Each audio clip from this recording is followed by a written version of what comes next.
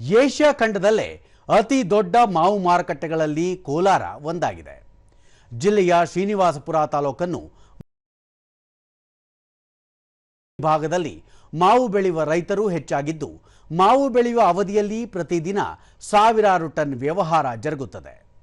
ಇತ್ತೀಚಿನ ದಿನಗಳಲ್ಲಿ ಮಾವು ಬೆಳೆಗಾರರು ನಷ್ಟ ಅನುಭವಿಸುತ್ತಿರುವುದರಿಂದ ಕೆಜಿಎಫ್ ತಾಲೂಕಿನ ಸುಂದರಪಾಳ್ಯ ಗ್ರಾಮದ ಮಾವು ಬೆಳೆಗಾರ ವಾಸುದೇವ ರೆಡ್ಡಿ ಕೃಷಿ ಇಲಾಖೆಯ ಸಹಾಯ ಪಡೆದು ಒಂದೇ ಮಾವಿನ ಮರದಲ್ಲಿ ವಿವಿಧ ತಳಿಗಳನ್ನು ಕಸಿ ಮಾಡಿ ಬಗೆ ಬಗೆಯ ಹಣ್ಣುಗಳನ್ನು ಬೆಳೆದು ಮಾದರಿಯಾಗಿದ್ದಾರೆ.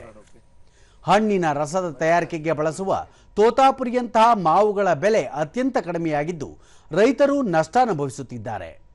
ವಿವಿಧ ಮಾವಿನ ಮರಗಳಲ್ಲಿ ಬಾದಾಮಿ, ಆಲ್ಫಾನ್ಸೋ, ಮಲ್ಲಿಕಾಗಳಂತಹ ವಿವಿಧ ಮಾವು ತಳಿಗಳನ್ನು ಬೆಳೆಯುವುದರಿಂದ ಉತ್ತಮ ಲಾಭ ಪಡೆಯಬಹುದಾಗಿದೆ.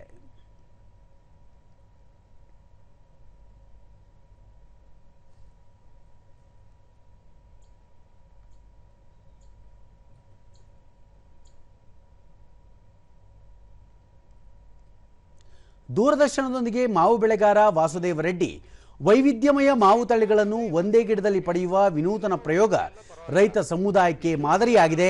ಹಲವಾರು ಬಗೆಯ ಮಾವಿನ ಹಣ್ಣುಗಳ ತಳಿಗಳನ್ನು ಕಸಿ ಮಾಡಿ ಒಂದೇ ಗಿಡದಲ್ಲಿ ಬಗೆ ಬಗೆಯ ಮಾವುಗಳನ್ನು ಪಡೆಯುವ ಪ್ರಯತ್ನ ಮಾಡಲಾಗಿದೆ ಎಂದರು.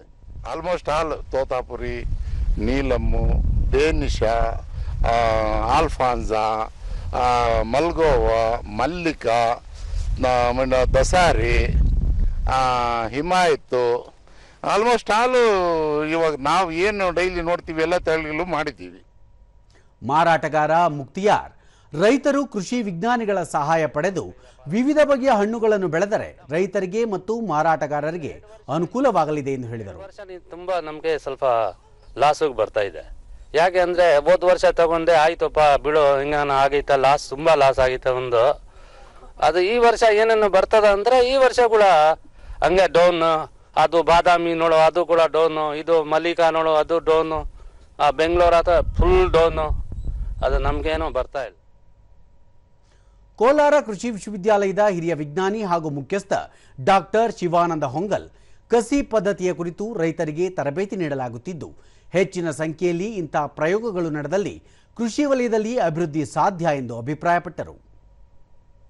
ತಮಗೆಲ್ಲ ಗೊತ್ತಿದೆ, ಮಾವಲ್ಲಿ ಹಲವಾರು ತಳಿಗಳಿದೆ ಮತ್ತು ಆ ತಳಿಗಳು ಬೇರೆ ಬೇರೆ ಸಂದರ್ಭದಲ್ಲಿ ಹೂ ಬಿಡುವಂಥದ್ದಾಗ್ಬೋದು, ಕಾಯಿ ಕಚ್ಚುವಂಥದ್ದಾಗ್ಬೋದು, ಮತ್ತು ಅವುಗಳ ಒಂದು ಏನು ಗೊಬ್ಬರಗಳ ಏನು ಅವಕ್ಕೆ ನ್ಯೂಟ್ರಿಯೆಂಟ್ ರಿಕ್ವೈರ್ಮೆಂಟ್ ಇದೆ ಅದರಲ್ಲಿ ವ್ಯತ್ಯಾಸ ಆಗಿರ್ತಕ್ಕಂಥದ್ದೆಲ್ಲ ಇರೋದ್ರಿಂದ ಈ ಮ್ಯಾನೇಜ್ಮೆಂಟ್ ಅನ್ನೋದು ಭಾಳ ಡಿಫಿಕಲ್ಟ್ ಆಗುತ್ತೆ.